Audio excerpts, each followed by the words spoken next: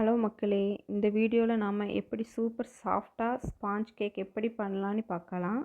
இது ஹோம் பேக்கர்ஸ்க்கும் வீட்டிலையே எந்த ப்ரிசர்வேட்டிவும் இல்லாமல் கேக் செய்ய ஆசைப்படுறவங்களுக்கும் ரொம்ப யூஸ்ஃபுல்லாக இருக்கும்.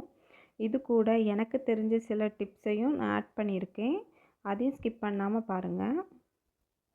இதுக்கு ஒரு பவுலில் நாம் 1/2 கப் மைதா மாவும் 1/2 டீஸ்பூன் பேக்கிங் சோடாவையும் மிக்ஸ் பண்ணி தனியாக எடுத்து வச்சுக்குவோம்.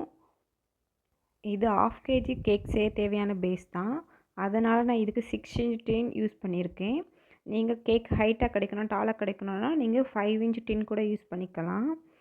நான் டின்னில் பார்ச்மெண்ட் பேப்பர் யூஸ் பண்ணியிருக்கேன். இதுக்கு பட்டர் பேப்பர் கூட யூஸ் பண்ணிக்கலாம். அந்த பேப்பரை இப்படி மடக்கி ரொம்ப பர்ஃபெக்டாலாம் தேவை கிடையாது, இந்த மாதிரி கட் பண்ணி எடுத்துக்கோங்க. எடுத்து நான் சும்மா தான் இதை ப்ளேஸ் பண்ணியிருக்கேன். சிலவங்க ஆயிலெலாம் யூஸ் பண்ணுவாங்க, ஆயிலெலாம் தேவை கிடையாது, சும்மா ப்ளேஸ் பண்ணாலே அது நின்றுக்கிடும். அதனால் இதே மாதிரி ப்ளேஸ் பண்ணி எடுத்துக்கோங்க. இன்னொரு பவுல் எடுத்து அதில் 2 egg, 1/2 teaspoon vanilla essence, 1/4 teaspoon உப்பு ஆட் பண்ணிக்கோங்க. அது கூட 1/4 டீஸ்பூன் பைனாப்பிள் எசன்ஸும் ஆட் பண்ணிக்கோங்க. இதில் உப்பு எதுக்காக நம்ம ஆட் பண்ணுறோன்னா, எக்கை நாம் பீட் பண்ணும்போது சம்டைம்ஸ் அது ஃபோமிங் கன்சிஸ்டன்சிக்கு வராது. அதை அவாய்ட் பண்ணுறதுக்காக தான் நம்ம சால்ட் ஆட் பண்ணுறோம். சால்ட் ஆட் பண்ணுறதுனால நல்லா ஃபோமியாக நல்லா ஸ்டேபிளாக இருக்கும். அதனால தான் நம்ம இதில் சால்ட் ஆட் பண்ணுறோம். வெண்ணிலா எசன்ஸ் கூட பைனாப்பிள் எசன்ஸை எதுக்கு ஆட் பண்ணுறோன்னா, சம்டைம்ஸ் எக்கோட ஸ்மெல் ஹெவியாக இருக்கும். எவ்வளோ நம்ம இது பண்ணாலும் எக்கோட ஸ்மெல் போக மாட்டேங்குன்னு நிறைய பேர் சொல்லுவீங்க. அதுக்கு நிறைய பேர் அதில் இருக்க ஒயிட் கலரோட சின்ன பார்ட்டிகல்ஸ் மாதிரி இருக்கும், அதெல்லாம் ரிமூவ் பண்ணுவீங்க. நான் அதெல்லாம் பண்ணாலுமே எனக்குலாம் எக் ஸ்மெல் அடிக்கும். பைனாப்பிள் எசன்ஸ் சேர்க்குறதுனால இதில் எக்கோட ஸ்மெல் சுத்தமாக இருக்காது. அதனால தான் இதில் 1/4 டீஸ்பூன் பைனாப்பிள் எசன்ஸ் சேர்த்துருக்கேன். நீங்கள் இதுக்கு பதிலாக ஆரஞ்சு எசன்ஸ் கூட சேர்த்துக்கலாம், அதுவும் நல்லாயிருக்கும். எக்கை நான் ஒரு 2 நிமிஷம் பீட் பண்ணி எடுத்ததுக்கப்புறம் அதில் ஒரு 1/2 கப் பவுடர் சுகர் ஆட் பண்ணியிருக்கேன். 1/2 கப்பையும் மொத்தமாக ஆட் பண்ணாமல் கொஞ்சம் கொஞ்சமாக போட்டு பீட் பண்ணி எடுத்துக்கிறேன். இதுவே நீங்கள் பவுடர் சுகருக்கு பதிலாக முழு சுகராக எடுத்திங்கன்னா 1/2 கப்பில் 3/4 கப் மட்டும் ஆட் பண்ணிக்கோங்க.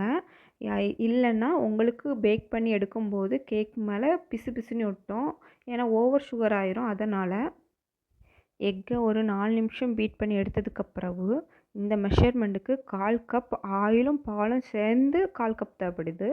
நான் அதனால் இப்போ 1/4 கப்பில் பாதி அளவுக்கு ஆயிலை ஊற்றி 1 நிமிஷம் பீட் பண்ணி எடுத்துக்கிறேன்.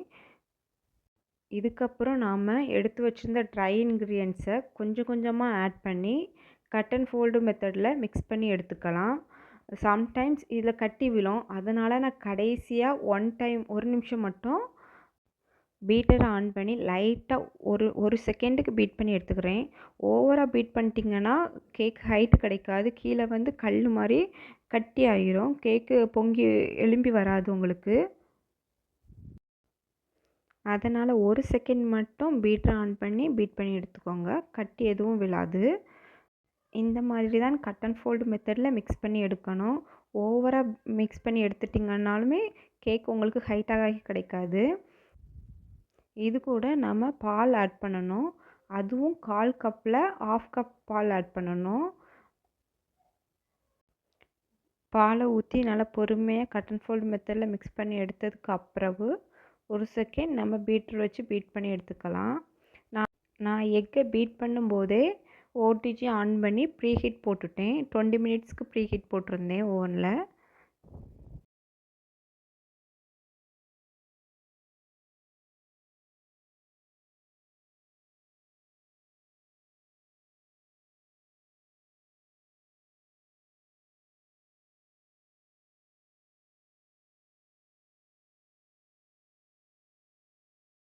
சைடில் உள்ள எக்ஸஸ் எல்லாம் வலித்து எடுத்துட்டு நம்ம இந்த பேட்டரை டின்னுக்கு சேஞ்ச் பண்ணிடுவோம்.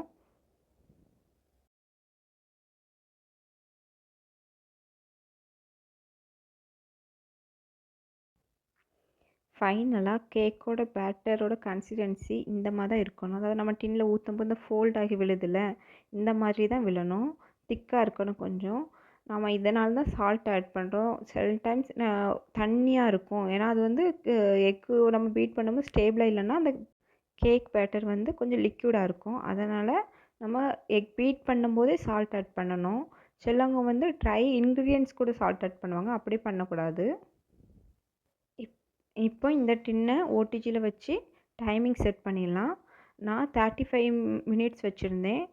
ஒவ்வொரு ஓடிஜியும் ஒவ்வொரு மாதிரி இருக்கும். மினிமம் 30 to 40 மினிட்ஸ் தான் ஆகும் இதுக்கு. ஃபைனலாக கேக் ரெடி ஆயிடுச்சு. நல்ல ஹைட்டுக்கு வந்திருக்குது. இப்போ கேக்கை டீமோல்ட் பண்ணிடுவோம். கேக்கை எப்போவுமே சூடாக இருக்கும் போதே டீமோல்ட் பண்ணிடணும். இல்லைன்னா பாட்டமில் தண்ணி ஈரமாக சொத சொதன்னு இருக்கும். இந்த மாதிரி ஒரு ஒயர் ரேக் யூஸ் பண்ணிக்கோங்க. அப்போ தான் கேக் எங்கேயுமே ஈரமாகவும் பிசுபிசுப்பாகவும் இல்லாமல் நீட்டாக கூல்டவுன் ஆகி கிடைக்கும். கேக்கை டின்லேருந்து ரிமூவ் பண்ணி எடுத்ததுக்கப்புறவு அதில் இருக்கிற பார்ச்மெண்ட் பேப்பரை நம்ம ரிமூவ் பண்ணி எடுத்துக்குவோம்.